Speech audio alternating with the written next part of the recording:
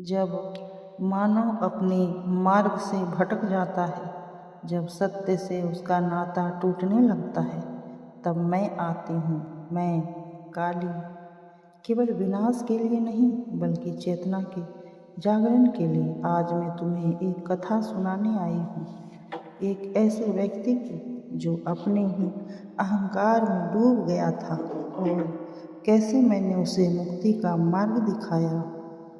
पुराने समय की बात है। एक गांव में एक योगी रहता था, योगेंद्र नाथ। वह शक्तिशाली था, तपस्वी था, परंतु धीरे धीरे उसमें अहंकार आ गया। मैं ही सर्वश्रेष्ठ हूँ, देवी देवता भी मेरी तपस्या से प्रसन्न होते हैं, वह गर्व से कहता।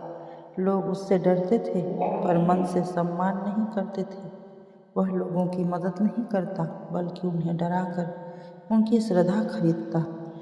जब शक्ति सेवा नहीं करती, केवल स्वार्थ को पालती है, तब वह शक्ति नहीं विनाश बन जाती है। एक दिन गांव में एक स्त्री आई, काले वस्त्रों में, बाल बिखरे हुए पर आंखों में तेज। उसने योगेंद्र से भोजन मांगा।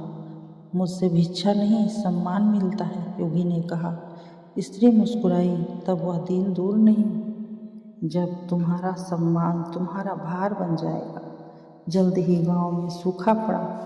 लोगों ने योगी से समाधान मांगा, लेकिन उसके उपाय विफल हुए। लोग धीरे धीरे उस पर विश्वास खोने लगे। जिसे तुम नीचा समझते हो, कभी वही तुम्हारे उद्धार का कारण बन सकता है।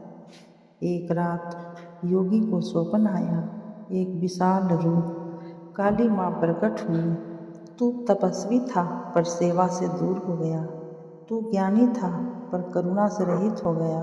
अहंकार ने तुझे मुझसे दूर कर दिया। अब उठ, सेवा कर, पश्चाताप कर और लोगों के बीच वही बन जो तू बनने आया था, एक मार्गदर्शक। सुबह योगी बदला हुआ था।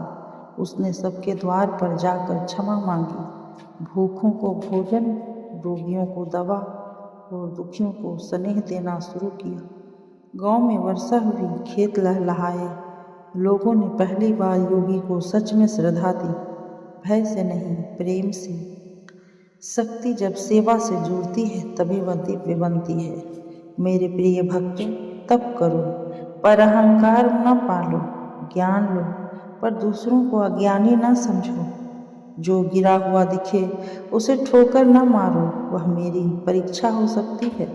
मैं काली हूँ, अंधकार भी मैं, उजास भी मैं।